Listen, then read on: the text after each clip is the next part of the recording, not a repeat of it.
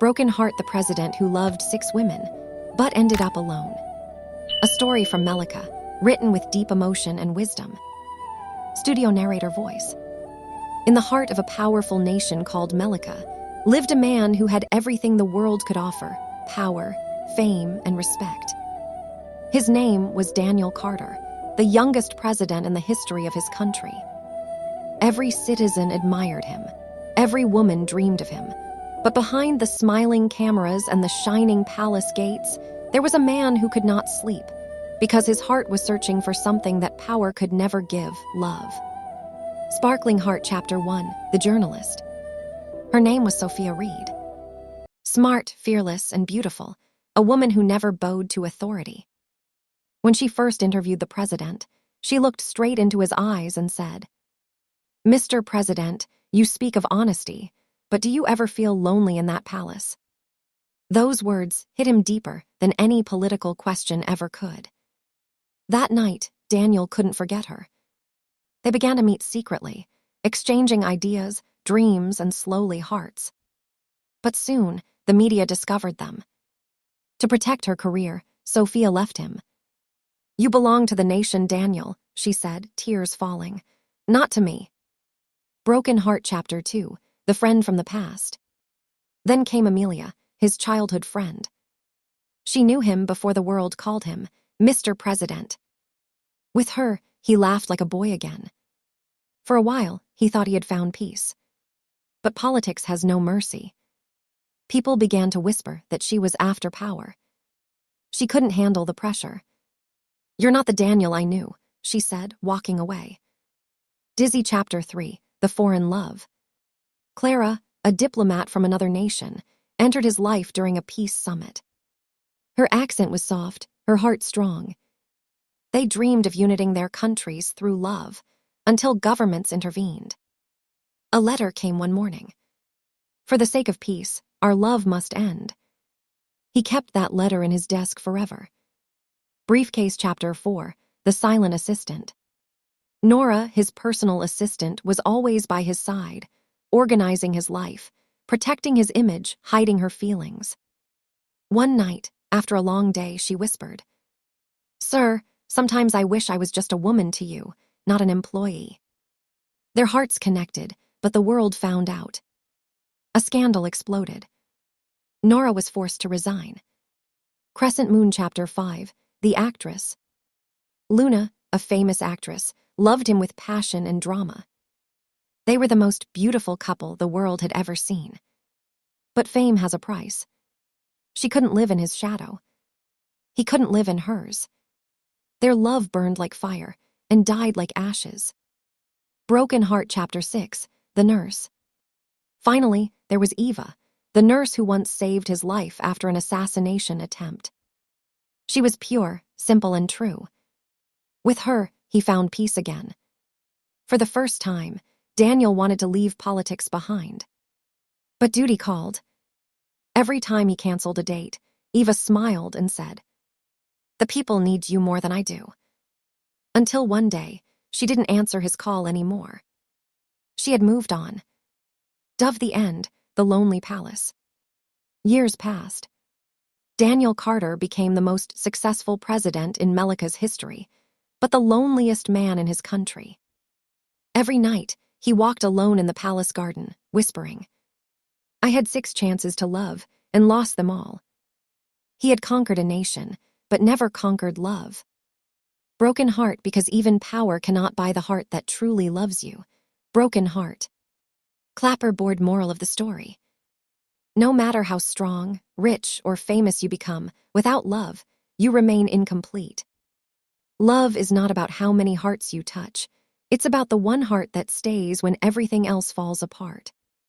Cloud, Part 7, Reflections of the Heart. The palace was silent. Rain tapped gently against the glass windows as President Daniel Carter sat in his office, looking at the portraits of past leaders. They all looked proud. He too looked proud, but inside he felt hollow. On his desk lay 6 letters, each one from a woman who once held his heart. He read them one by one, slowly, like a man reading his own story. Letter from Sophia. Daniel, you taught me that even powerful men can be gentle. But power and love can't live in the same house. I don't hate you. I just wish you had chosen peace over pride. He smiled sadly. Sophia had always seen through him, deeper than anyone else ever could. Letter from Amelia. You were my childhood dream, Danny. But dreams fade when they meet reality. The world changed you, or maybe I was too simple for your new life. A tear fell on the paper. He whispered, You were never too simple, Amelia. I was too complicated. Letter from Clara. My country called me home. Our love could have united nations, but maybe the world isn't ready for such a story. I still wear the bracelet you gave me, a reminder that love can be stronger than borders. He looked out the window, imagining her across the ocean, still wearing that bracelet. Letter from Nora. I never needed your title, only your time. You were kind but distant. You hid behind your duties, while I hid behind my professionalism. Now we're both alone, pretending to be fine.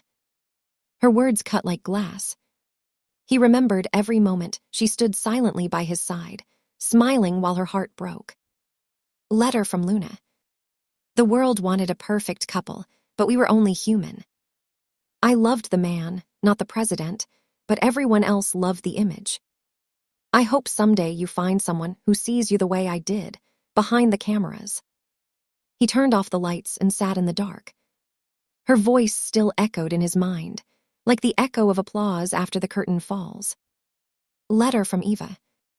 You told me you'd come back when your work was done. But I realized your work will never end. I waited, and I learned that waiting is another form of pain. I'm married now, to peace, not to power. I hope one day you find the same. Daniel closed his eyes. That was the last piece of his heart leaving forever. Crescent Moon Part 8, the night of realization. That night, he walked to the balcony of the palace. The moon was bright, the city lights glowing below. From above, Melika looked perfect, peaceful, silent, obedient. But inside the palace, the president whispered, How can a man lead millions when he cannot even keep one heart? He thought of Sophia's courage, Amelia's laughter, Clara's kindness, Nora's loyalty, Luna's fire, and Eva's peace. Each of them had given him something that no title could buy, a piece of his humanity. And then he smiled. Not the smile of a winner, but the smile of a man who finally understood. Maybe I wasn't meant to keep love, he said softly, but to learn from it. Sun Part 9, A New Beginning. Years later, when Daniel left office, he refused all interviews. He moved to a quiet coastal town where nobody called him Mr. President. He planted trees, taught children about leadership, and wrote a book titled The Power of the Heart. In the final chapter, he wrote, I ruled a nation, but 6 women ruled my soul. They were my lessons, my mirrors, and my truth. Love is not about possession, it's about transformation. And though I ended alone, I am no longer lonely. Sunrise Epilogue, The Legacy of Love. Many years later, Melika remembered him not just as a great leader, but as the president who dared to love and to lose. In the garden he planted, 6 white roses bloom every year, each one for a woman who once touched his heart. And on his grave, engraved in gold, were his final words. Broken heart, I conquered a nation, but love conquered me. Broken heart. Cherry Blossom Part 10, The Return of the Past. It was a bright morning by the ocean. Waves danced under the sunlight, and the wind carried a smell of freedom. Former President Daniel Carter sat outside a small cafe, sipping coffee, wearing sunglasses and a simple shirt. No guards, no press, no power. He had lived there quietly for years, writing and teaching. People in the village called him Mr. Dan, not knowing who he really was. He liked it that way. One afternoon, a young woman entered the cafe. She had gentle eyes, the same warmth he remembered from long ago. When she ordered her drink, Daniel froze. Her voice, it was familiar. Excuse me, young lady, he said kindly. You remind me of someone." She smiled. "People say I look like my mother." "Oh, what's her name?" Eva Marquez." His heart skipped a beat. The cup in his hand trembled slightly. For a moment, time itself stopped. "Eva," he whispered, How is she?" The girl smiled gently. "She's happy. She has a small clinic now. She still talks about a man she once loved, a man who taught her that even presidents are human." Daniel felt a tear touch his cheek before he realized he was crying. "And you," he asked softly, "what do you think of that man?" She looked at him deeply and said, "I think he loved her the only way he knew how, with the time he didn't have." Cloud Part 11, The Visit. Weeks later, Daniel decided to visit Eva. He didn't tell anyone. He just took a small car and drove for hours through the countryside until he reached a quiet town surrounded by trees and flowers. When he saw her clinic, his heart pounded like a young man, again. She was standing outside, helping an old woman with medicine. Her hair was grayer now, but her smile was the same warm, honest kind. When she turned and saw him, she froze. For a moment, they just looked at each other, years of silence between them, yet hearts still connected. "Daniel," she whispered. "Eva," he said, his voice shaking. "I didn't come for forgiveness. I came to say thank you." She smiled sadly. "You don't need to thank me. We were just part of each other's journey." "You were the part I never forgot," he replied. They talked for hours, not about the past, not about politics, but about peace, faith, and life. When he left, she gave him a small white rose. "Take this," she said. "It doesn't last forever, but while it lives, it's beautiful." Sunrise Part 12, The Final Lesson. Back home, Daniel placed the rose on his desk beside the 6 letters. He looked at them one last time and whispered, "Each of you taught me something different. Sophia, truth. Amelia, memory. Clara, distance. Nara, loyalty. Luna, fire. Eva, peace." He smiled, leaned back, and for the first time in decades, he felt free. The next morning, he didn't wake up. He had passed away peacefully in his sleep, the white rose still fresh beside him. Dove Epilogue, The Rose and the Nation. At his funeral, thousands gathered to honor him. But one small detail caught everyone's attention. On his coffin lay 6 white roses and one single red rose. No one knew who placed them there. But Eva did. She stood far away, tears in her eyes, whispering, "Goodbye, Mr. President. You finally found peace." The wind carried her words across the crowd, and someone later wrote on his statue, "Broken heart, he ruled a country, but love ruled his heart. Broken heart." Sun Part 13, The Legacy of a Broken Heart. Years had passed since President Daniel Carter took his last breath. Melika, the nation he once led, had changed, but his story had not been forgotten. Every generation still spoke of him. Not just as a leader, but as the man who dared to love 6 women and lose them all. His house by the sea had been turned into a small museum, the Carter Memorial of Love and Leadership.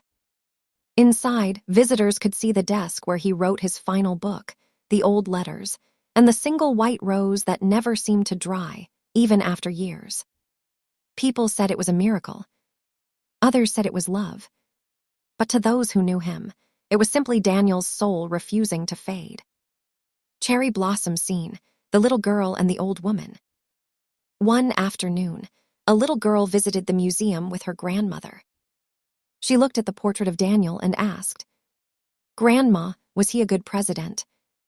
The old woman smiled gently, her eyes shining with memory. "Yes, my dear, he was a great president, but more than that, he was a great man." "Why did he love 6 women?" the girl asked innocently. "Because," the grandmother said, "he had a big heart, but he didn't know how to keep it safe." The girl looked thoughtful. "Did he ever find the one he loved most?" "He did," the grandmother said softly. "But sometimes love isn't about staying together, it's about changing each other forever." The girl turned back to the portrait and whispered, "Then he wasn't unlucky, he was just human. Dizzy Part 14, Eva's last visit. Many years later, when Eva was old and gray, she visited the museum alone. She walked slowly, her cane tapping softly against the marble floor. When she reached Daniel's desk, she saw the letters still perfectly arranged. And right there, the rose she gave him, still white, still beautiful. She smiled through her tears. "You kept it, Daniel, all these years." A young guide, who didn't recognize her, approached and said kindly, "Ma'am, the rose never dies. Scientists tried to explain it, but no one knows why." Eva laughed softly. "That's because some things can't be explained, only felt." Before leaving, she took a small note and placed it beside the rose. It read, "True love never ends, it just changes form." Sunrise Part 15, The President's Message to the Future.